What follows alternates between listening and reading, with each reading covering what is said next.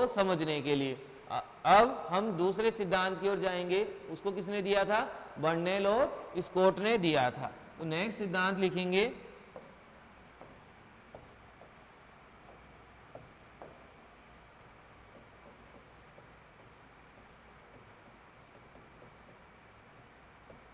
Bernoulli व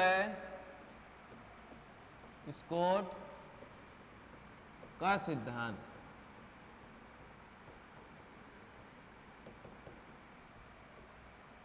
देखो ये सेकंड थ्योरी है अपने पास बर्नौली और स्कॉट की।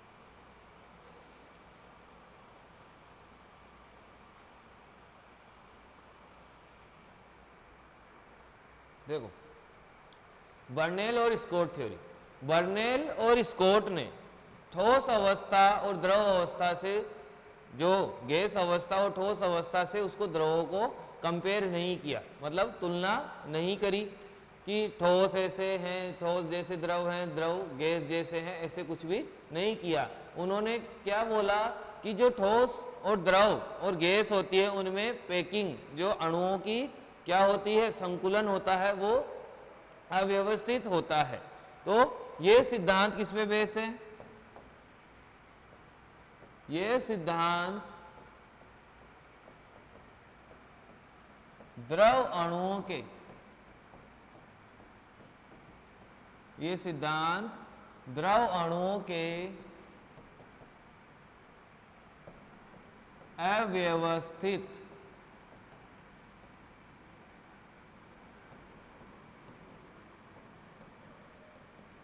संकुलन पर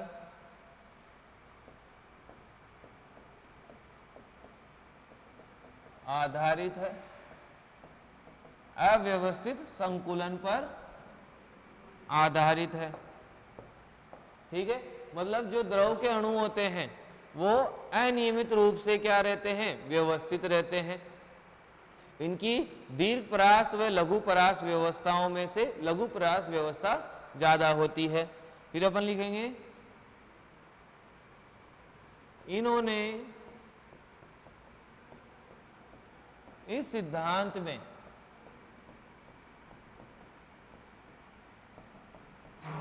ठोस अवस्था व द्रव अवस्था, ठोस अवस्था व द्रव अवस्था को कंपेयर मीन्स तुलना नहीं की,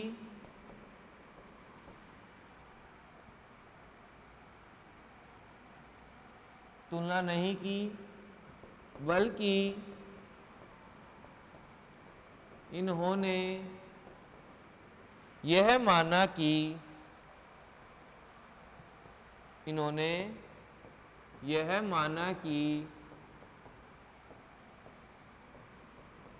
द्रवों के कण पात्र में अनियमित रूप से व्यवस्थित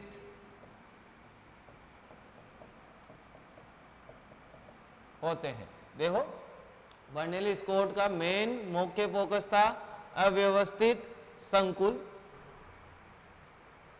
अव्यवस्थित संकुलन पे मुख्य फोकस था कि जो द्रव के कण होते हैं वो अव्यवस्थित रूप से अरेंज रहते हैं। देखो कैसे ठोस और द्रव का अपन डायग्राम बनाते हैं। जो द्रव अवस्था है ये पात्र है,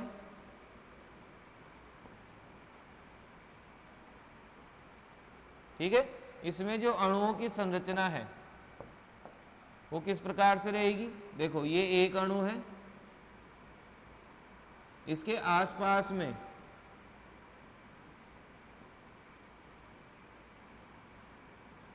इस प्रकार से अणु उपस्थित होते हैं, इस प्रकार से आसपास में अणु उपस्थित होते हैं। तो यहां पर जो ज्यामिति बनती है वो पंचभुजीय बनती है।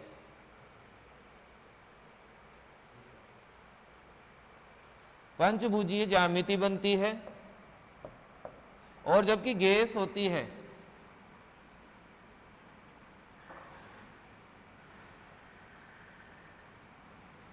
उसके अंदर देखना कैसी ज्यामिति बनेगी,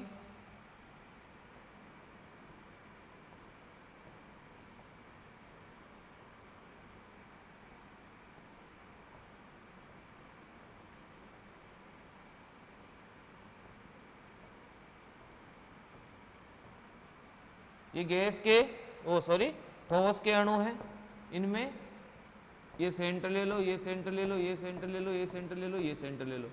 देखो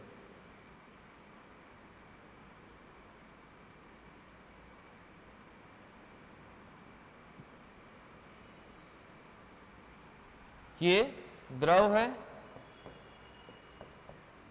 और ये ठोस है। जो ठोस में जो पैकिंग होती है वो हेक्सागोनल होती है, षटभुजीय होती है, हेक्सागोनल पैकिंग।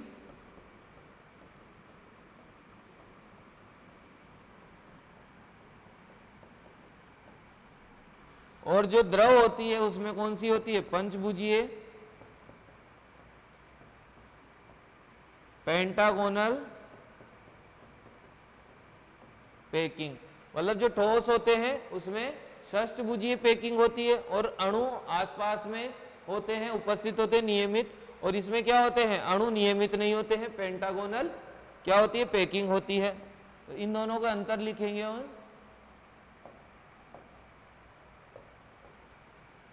उपरोक्त चित्र के आधार पर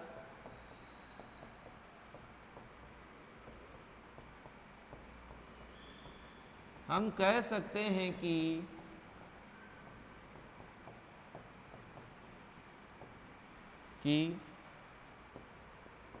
द्रवों में अनियमित रूप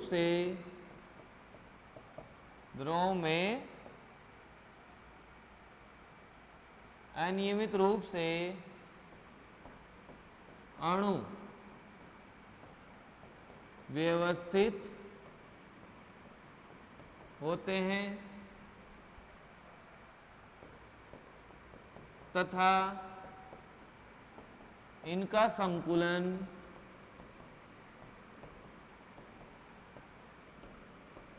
पंचभुजीय,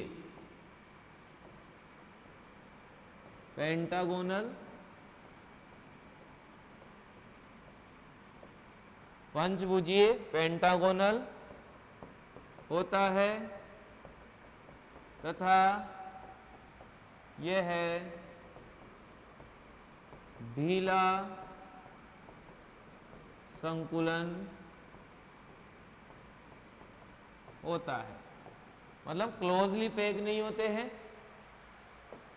यहां पर देखो क्लोजली पैकिंग नहीं है, अनियमित रूप से व्यवस्थित है। और जो संकुलन है वो पंचभुजी है, 13 तलों में होता है, ये 13 तलों में होता है और अनियमित होता है। जबकि ठोसों में क्या होता है, नियमित संकुलन होता है, ये ढीला संकुलन होता है।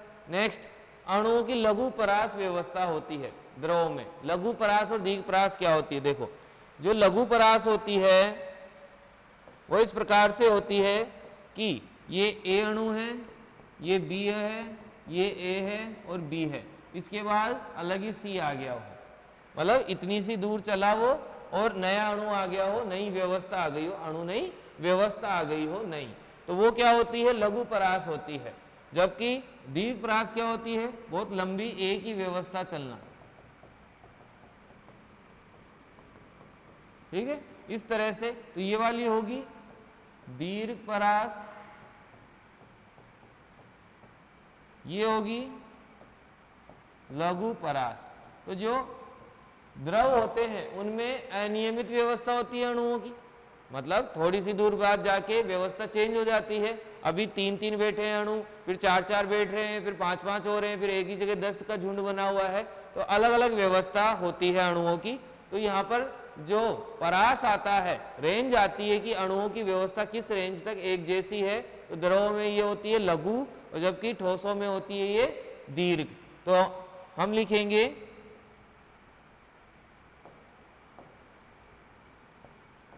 द्रव में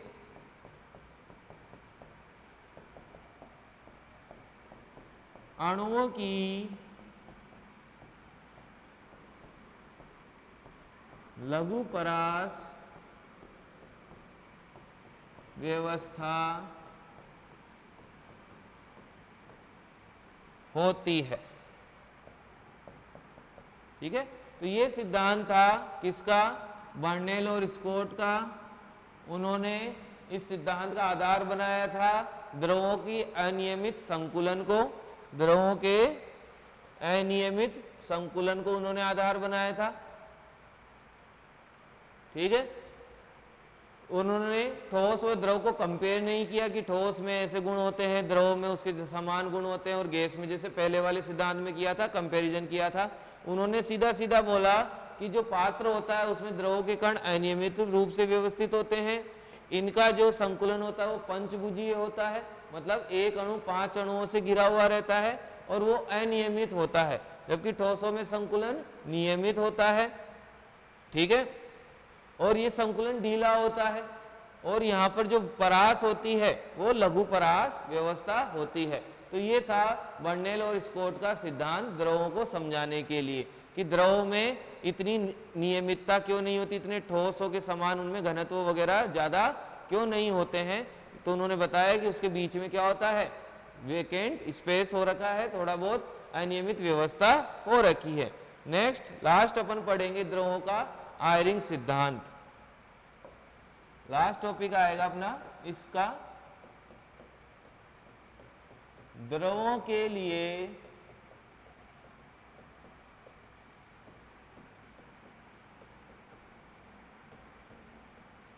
आयरिंग सिद्धांत। ये इंपॉर्टेंट है, इन तीनों सिद्धांतों में ये सबसे ज्यादा पूछा जाता है एग्जाम के अंदर। देखो, जब भी किसी ठोस को द्रव अवस्था में परिवर्तित करते हैं, ठोस को द्रव अवस्था में परिवर्तित करते हैं, ये ठोस है, इसको हम द्रव अवस्था में परिवर्तित करते हैं तो आयतन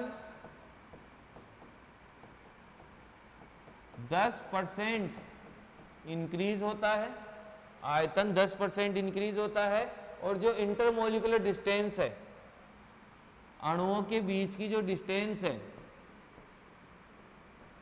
वो 3% बढ़ती है, 3% बढ़ती है। मतलब जो ठोसों का और द्रव में आयतन का डिफरेंस आता है 10% का, जब ठोस से द्रव में जाते हो,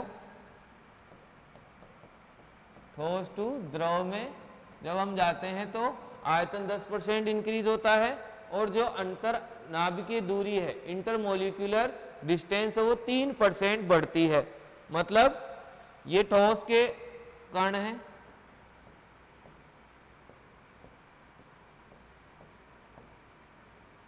ठीक है, ये ठोस हैं, जैसे ही इनको द्रव में करोगे तो यहां पर ये जो इंक्रीमेंट होगा 3% का हो जाएगा। मतलब पहले से 3% ज्यादा दूरी पे आ जाएंगे कण, जो ठोस में थे, पास पास में थे, अब ये 3% ज्यादा दूरी पे आ जाएंगे। ठीक है, तो जब भी ठोस को द्रव में परिवर्तित किया जाता है तो उसके आयतन में 10% की, वह अंतर नाभिकीय दूरी में, इंटरमोलिकुलर डिस्टेंस में 3% की वृद्धि होती है। तो सबसे पहले अपन यही लाइन लिखेंगे,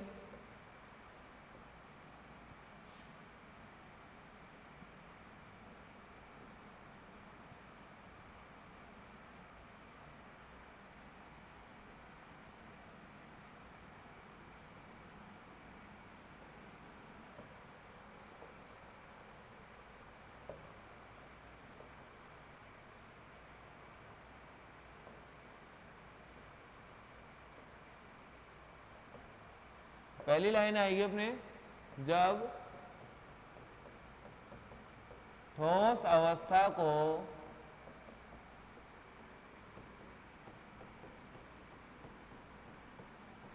द्रव अवस्था में परिवर्तित किया जाता है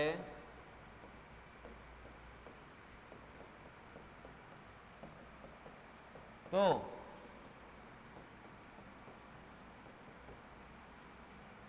द्रव के आयतन में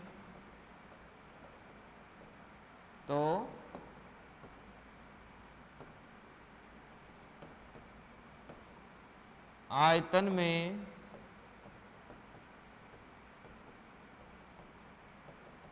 10% की वृद्धि तथा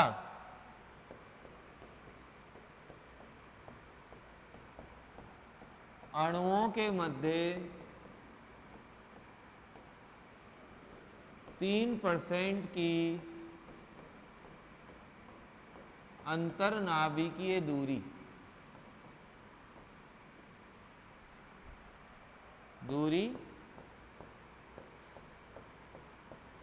इंटर मोलिक्यूलर डिस्टेंस, अंतरनाभिकीय दूरी में वृद्धि होती है।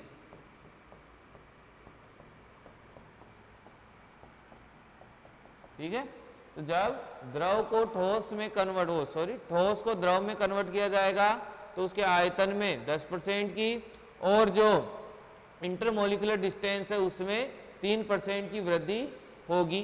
ठीक है, 3% की वृद्धि होगी। यहां पर हम डायग्राम बनाएंगे उसका।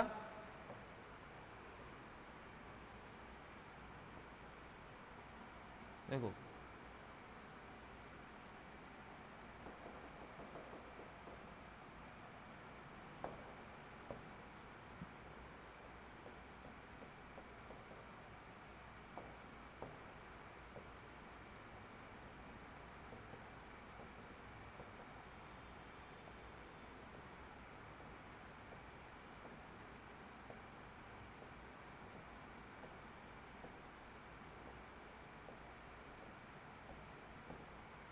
ये अपना द्रव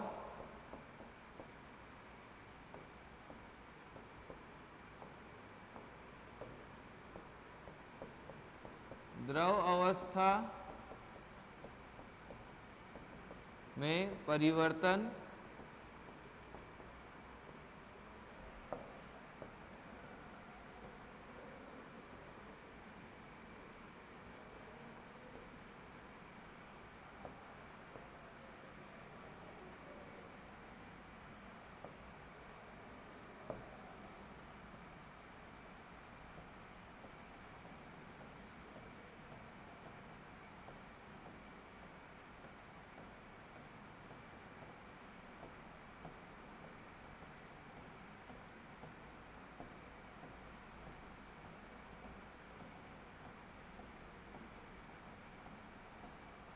ये कौन सी अवस्था है? ठोस अवस्था।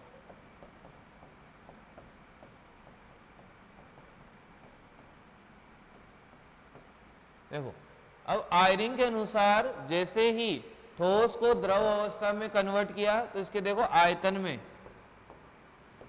में क्या हुआ? 10% की वृद्धि हुई। अभी ये क्लोजली पैक थे, अब थोड़े दूर हो गए हैं और जो इंटरमोलिकुलर डिस्टेंस है वो भी इंक्रीज हुई। तो आयतन 10%, इंटरमोलिकुलर डिस्टेंस 3%। ठीक है, ये इनकी इंक्रीजमेंट आया अपने पास में।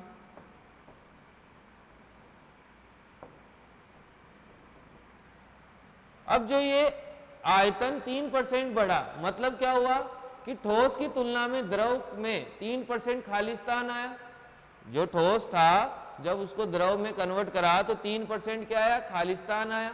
मतलब उसमें अणुओं का क्या है? कोई अस्तित्व नहीं है। तो उस खाली आयतन को आयरिंग ने रिक्त आयतन की परिभाषा दी। तो हम लिखेंगे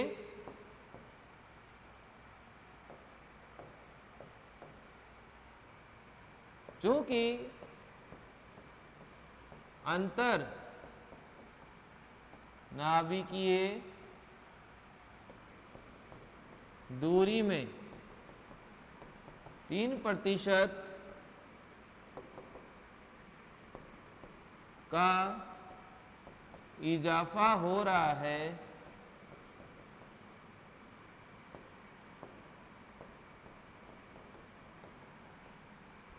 अतः द्रव के कुल आयतन में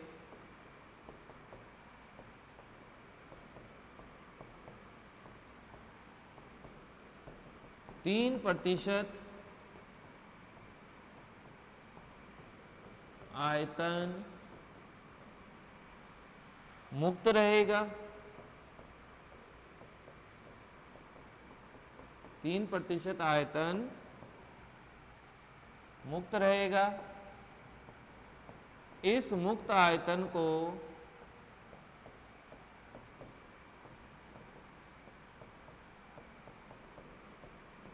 आयरिंग ने रिक्त आयतन, इस मुक्त आयतन को आयरिंग ने रिक्त आयतन के रूप में परिभाषित किया।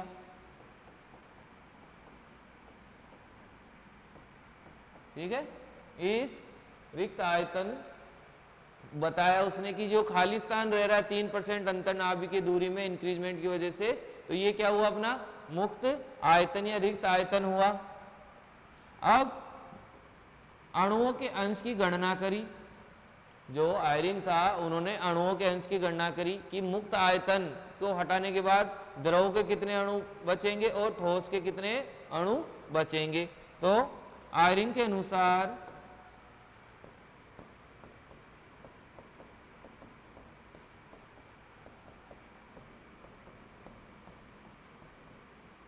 यदि VL द्रव अणुओं का मोलर आयतन हो,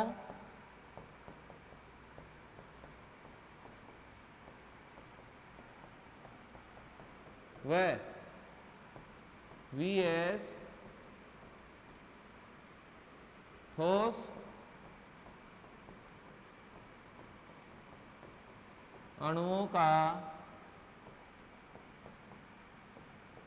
मोलर आयतन हो,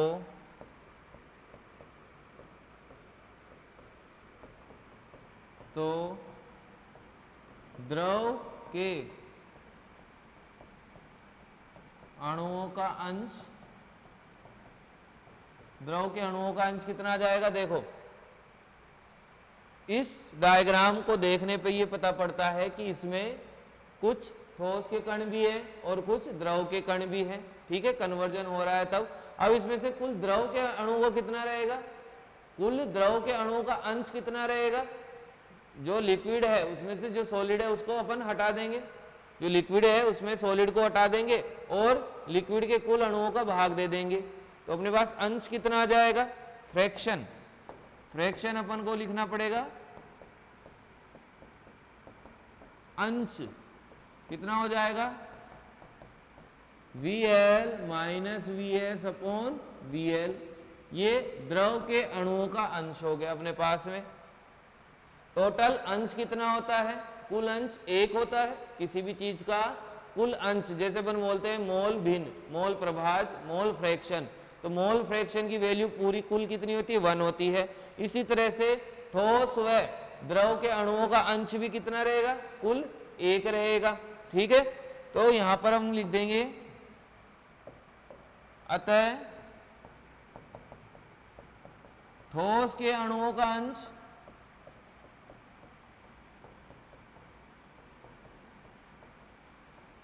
क्या आ जाएगा अपने पास फॉर्मूला, ठोस के अणुओं का अंश क्या आ जाएगा,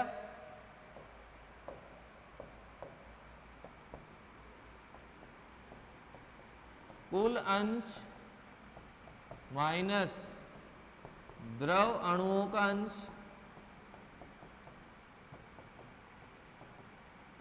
कुल अंश कितना है 1 माइनस द्रव के अणुओं का अंश VL minus VS upon VL। ठीक है, तो इक्वल में क्या आ जाएगा VL minus VL plus VS upon VL। देखो यहां से LCM लेंगे तो VL आएगा, VL को 1 से मल्टीप्लाई करेंगे तो VL, ये माइनस हुआ, ये माइनस था तो प्लस हो गया, इससे ये टर्म गई। तो अपने पास में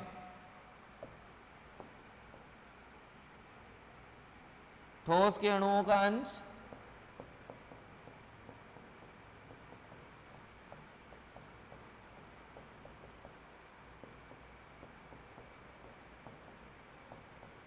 कितना आ गया VS अपॉन VL, ये ठोस के अणुओं का अंश आया और ये हमारे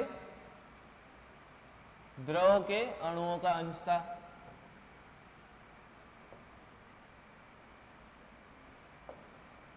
ये द्रव के अणुओं का अंश था।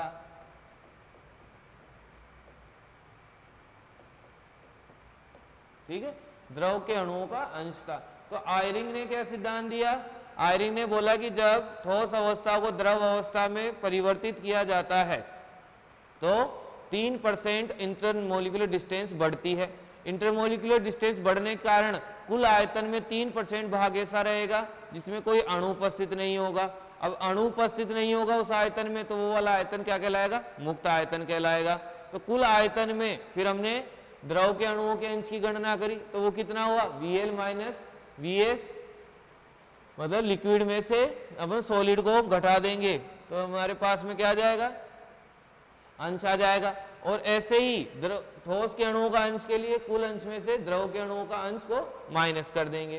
तो यहां तक आयरिंग ने बताया। इसके बाद उन्होंने मोलर घनत्व के बारे में बात करी कि ठोस और द्रव का जो मोलर घनत्व है वो समान होना चाहिए, लेकिन ताप के साथ वो कुछ अलग होता है। वो कितना होता है वो अपन बात करेंगे। देखो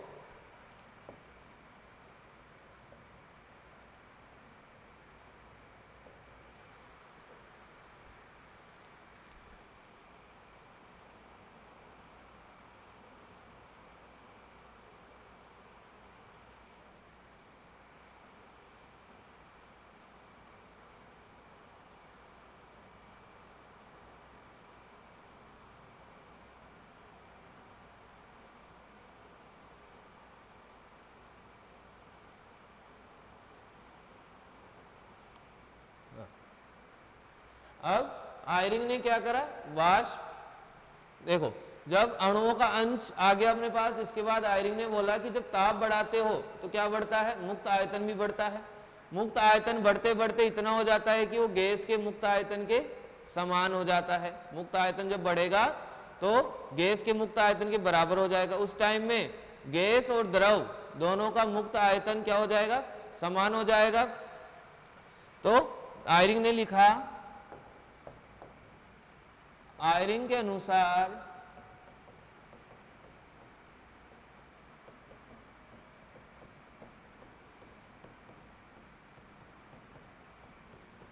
ताप बढ़ाने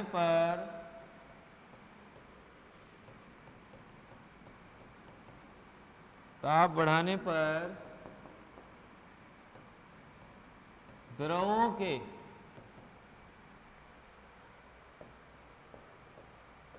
मुक्त आयतन में वृद्धि होती है।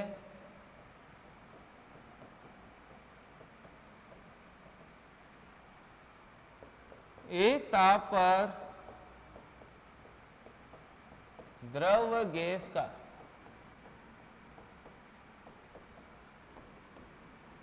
मुक्त आयतन